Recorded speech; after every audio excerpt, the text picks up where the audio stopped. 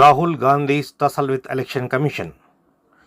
India's largest political party with legacy of having a place in freedom struggle is at crossroads in carving out a place under tremendous political turmoil in the country.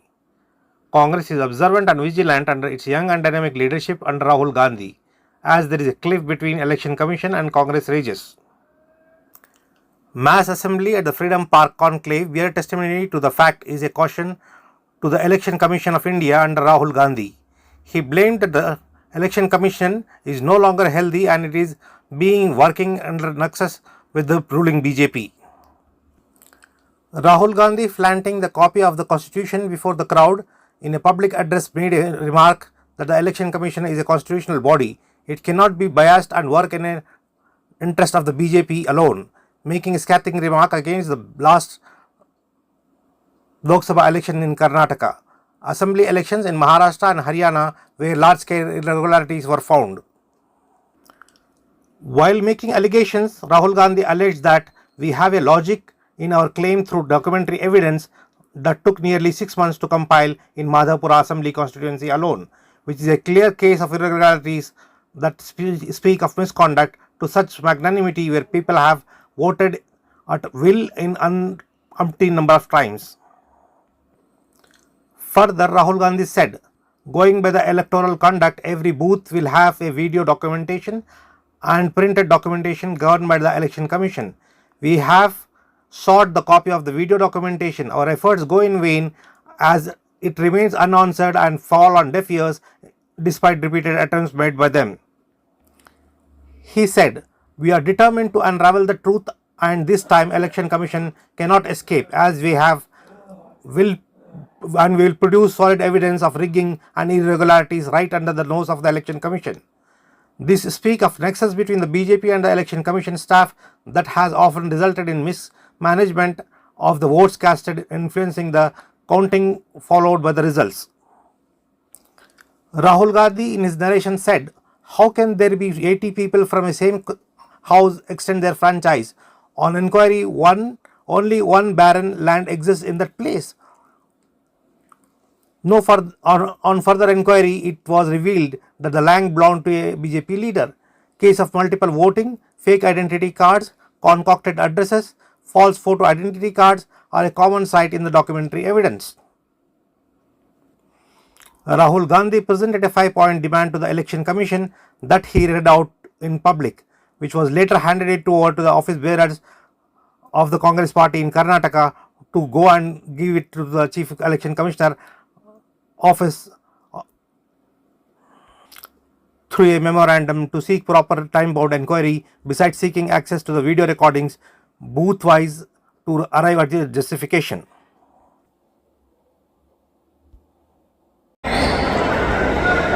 हमने constitution की रक्षा की, संविधान की रक्षा की थी.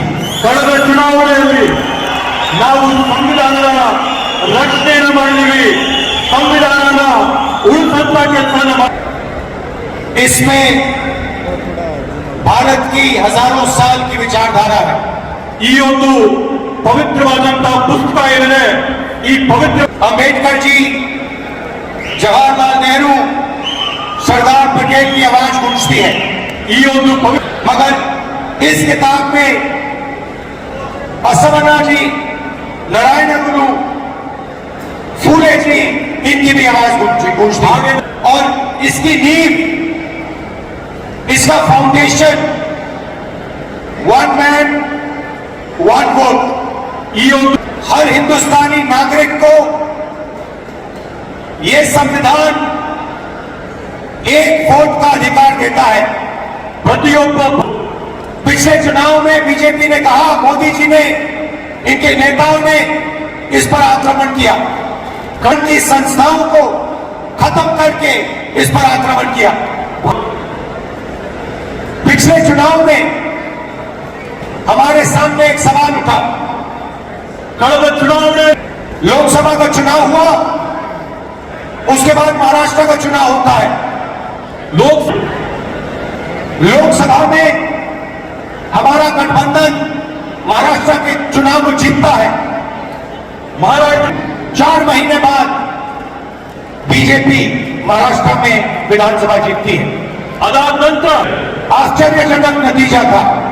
पता लगाया तो पता लगा कि 1 करोड़ नए वोटरों ने वोट किया विधानसभा। ಇವತ್ತು ನಾವು ಫಲಿತಾಂಶದಲ್ಲಿ ಪತ್ತೆ ಹಚ್ಚಿದ್ದೇನೆಂದರೆ ಚುನಾವಣೆಯಲ್ಲಿ ಕೋಟಿ ಜನ जिन्होंने लोकसभा में अपना वोट कर्नाटक में वोट देता है, उसके बाद उत्तर प्रदेश में वोट देता है, ನಕಲಿ का ಮತ अधिकार उसको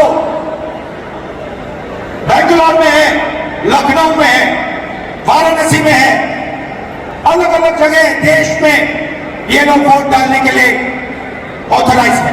इलेक्शन कमीशन एफिडेविट मांगता है, मुझसे कहता है मुझे वोट लेना है, वोट लेना है। पार्लियामेंट के सामने, पार्लियामेंट के अंदर वोट लिया है, के सामने वोट लिया है, इस पर हाथ डाल के वोट लिया है, इस पर हाथ डालकर वोट लिया है।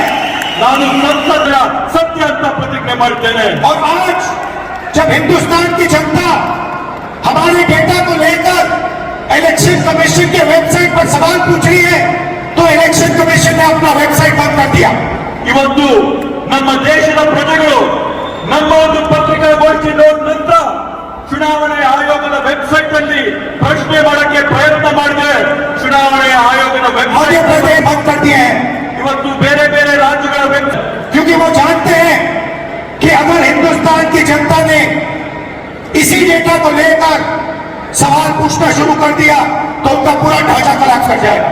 ಯಾಕಂದ್ರೆ ಅಂತ ಭಯ ಇವತ್ತು ಅವ್ರಿಗೆ ಬಂದಿದೆ मैं यहां इस स्टेज से गारंटी देके कह रहा हूं, हमारी मांग है कि इलेक्शन कमीशन हमें पूरी देश की इलेक्ट्रॉनिक वोटर लिस्ट दे, ನಾನು वीडियोग्राफी के रिकॉर्ड्स दे, ಇವರಿಗೆ और अगर ये हमें देंगे तो हम ये साबित कर लेंगे कि सिर्फ 1 सीट नहीं चोरी हुई है, कर्नाटका में नहीं चोरी हुई है, पूरे हिंदुस्तान में सीटें चोरी हुई है। ಈ ಕರ್ತಾನ इलेक्शन कमीशन बीजेपी का नहीं है, इलेक्शन कमीशन संविधान के लिए काम करता है।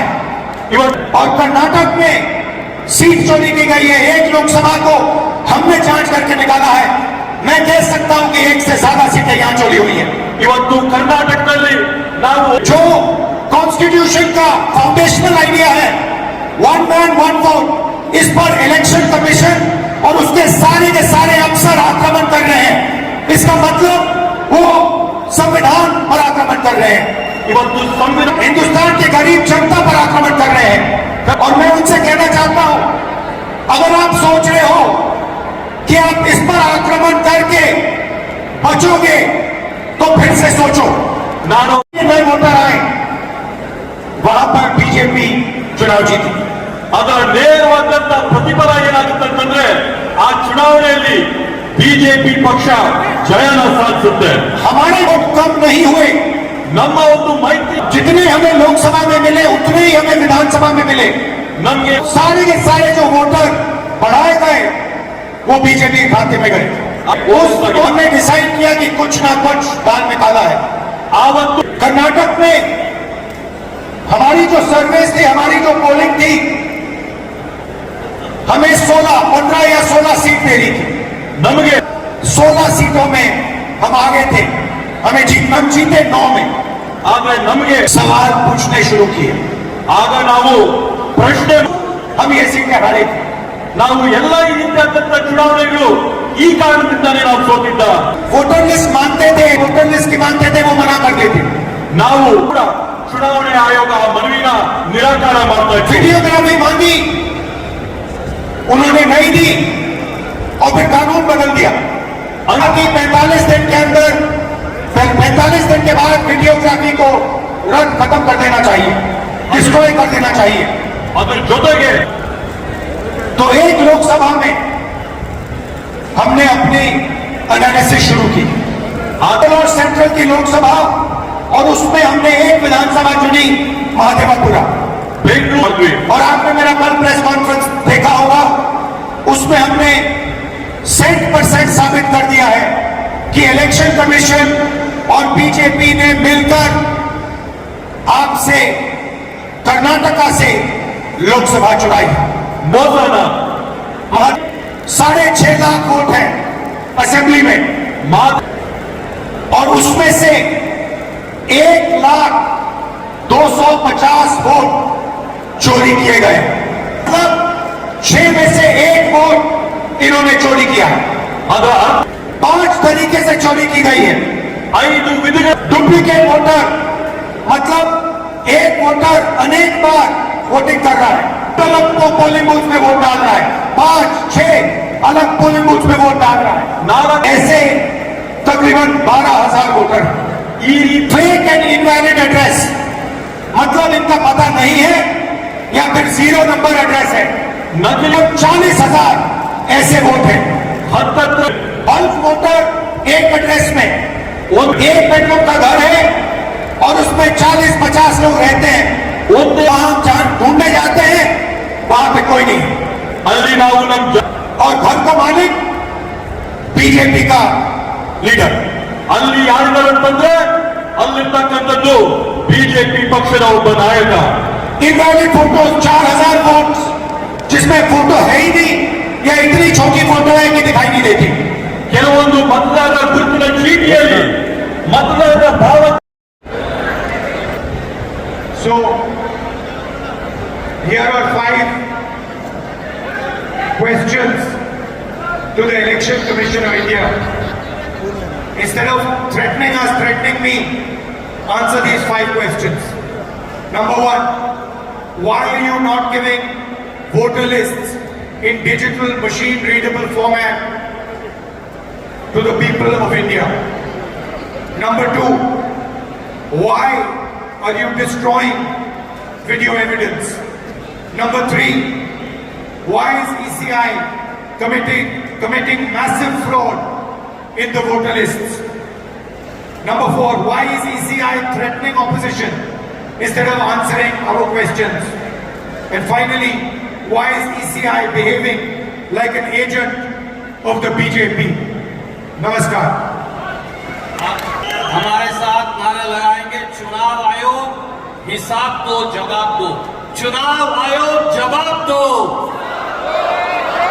चुनाव आयोग हिसाब दो।